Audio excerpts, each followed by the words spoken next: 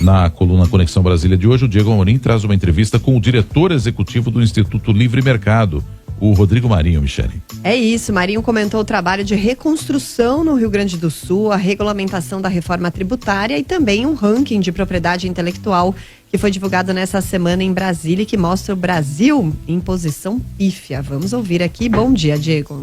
Bom dia, Michele, bom dia, Nonato, bom dia você que nos acompanha em todo o Brasil pelo jornalismo da Nova Brasil FM. Eu estou aqui com o Rodrigo Marinho, que é diretor executivo do Instituto Livre Mercado e que lançou nesta semana aqui em Brasília um ranking internacional sobre a propriedade intelectual. O Brasil não vai bem, a gente está em 83º lugar nesse ranking. Eu te pergunto, Rodrigo, o que faz o Brasil ter esse desempenho? Infelizmente, o direito de propriedade no Brasil ele é maltratado. Ele é tratado até mesmo da nossa Constituição, apesar de estar lá dizendo que nós temos direito de propriedade, alguns querem colocar a função social como fosse uma disfunção do direito de propriedade. Nos últimos anos, esse direito de propriedade, não só na parte de propriedade intelectual, mas também na parte de propriedade física ilegal, ele vem decrescendo. Isso gera um prejuízo que alguns vão pensar que vai prejudicar o mais rico. Na verdade, o mais rico sempre se defende. Isso vai prejudicar os mais pobres, aqueles que têm menos condição de contratar advogado, menos condição de fazer uso judiciário. Esses sim perdem o direito de propriedade deles. E na parte da propriedade intelectual, isso gera uma série de prejuízos muito relacionados à estrutura que nós temos hoje, né? O Instituto Nacional de Propriedade Industrial demora, em média, 11 anos para definir uma patente. O paralelo no mundo, em média, acontece com 2 anos. Olha a diferença. Nós estamos ainda muito aquém da produção científica, da produção intelectual, dessa questão de inovação que possa fazer aumentar a produtividade do Brasil. Quem estuda um pouquinho de economia sabe que esse é um dos grandes problemas para o Brasil se tornar um país mais rico e mais próspero. Isso tem uma consequência lá no tal do PIB, né? Na hora que a gente coloca os 2% do PIB em média que o Brasil tem, 2,2%, a média do mundo é 3.000%. Uma das questões disso é não valorizar o direito de propriedade, é não valorizar a propriedade intelectual. Rodrigo, a gente fala desse assunto já há alguns anos, inovação, propriedade intelectual, e o Brasil vem caindo nesse ranking. Quando é que você acha que o país vai acordar para esse assunto e entender a importância disso? Eu acho que, óbvio, né? Como tudo na vida, as ideias têm que mudar, né? O Ludwig von Mises falava que somente as ideias iluminam a escuridão. Eu acho que há um movimento muito forte aqui do Instituto Livre Mercado, da Frente Parlamentar do Livre Mercado, hoje apresentando esse ranking para todo o Brasil, para demonstrar a necessidade disso. Às vezes a gente precisa se enxergar para entender onde estamos, para entender o que precisamos mudar.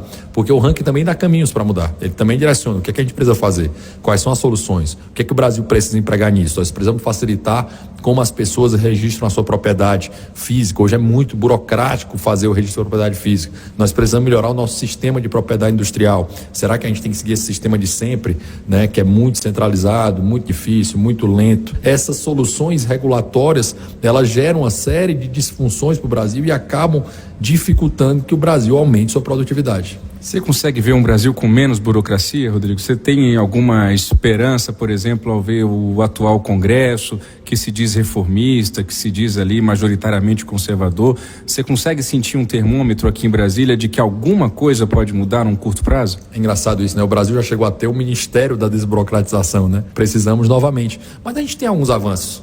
Hoje, por exemplo, você não precisa mais reconhecer a sua firma para assinar um contrato. Hoje a gente está fazendo isso pelo algum assinador digital muito rapidamente. Ninguém está pedindo mais uma firma na assinatura. Hoje você assina rapidamente. Olha, um avanço da burocracia, que era um problema sério.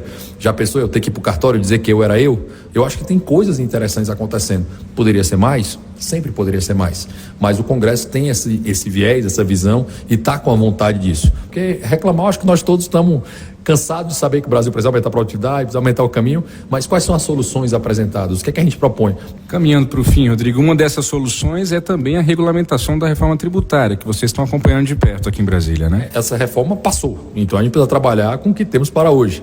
26 frentes parlamentares se reuniram para apresentar um projeto de lei complementar que fosse o melhor, né? Reunindo 500 empresas, 500 associações, gente de várias áreas do mercado, fazer isso. Chegamos a apresentar 13 projetos de lei e o governo apresentou o projeto de lei dele agora. E agora a gente fazer o cotejamento, né? que é que o governo trouxe bom, o que é que o mercado trouxe bom e trazer essa função da solução, não ficar só focado no problema e pensar como é que a gente pode fazer melhor. Sem dúvida, regulamentar a reforma tributária é preciso, mas de maneira que não onere demais os pagadores de impostos, que as regulamentações não aumentem. Para a gente finalizar, Rodrigo, o Rio Grande do Sul está vivendo uma tragédia sem precedentes e que impacta direta ou indiretamente o país todo. De que forma a liberdade econômica e a inovação podem contribuir de alguma forma para essa fase seguinte que nós vamos ter que enfrentar daqui a pouquinho, que é a reconstrução de um estado inteiro? Os gaúchos são o estado, né? O Rio Grande do Sul é um dos estados que mais paga tributo para a nação e que menos volta para eles. Então, se esse dinheiro ficar lá, já era uma coisa importante. Eles vão precisar agora do máximo possível de descentralização, vão precisar do máximo possível que as pessoas consigam resolver os seus problemas e permitam que essa descentralização aconteça.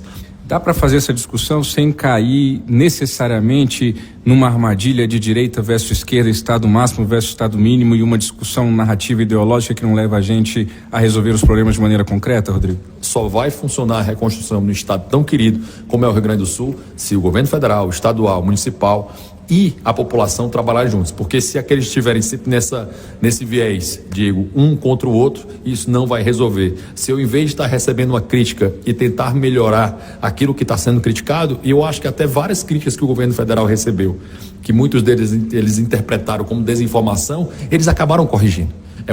É muito difícil para alguém de Brasília definir o que está sendo feito em Porto Alegre agora. Somente os gaúchos que estão vivendo a pior tragédia natural da história do Brasil podem falar sobre isso.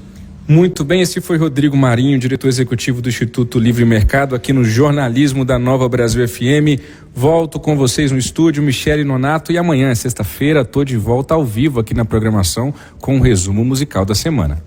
Combinadíssimo, Diego Amorim. Esperaremos ansiosamente. É sempre interessante o resumo musical do Diego.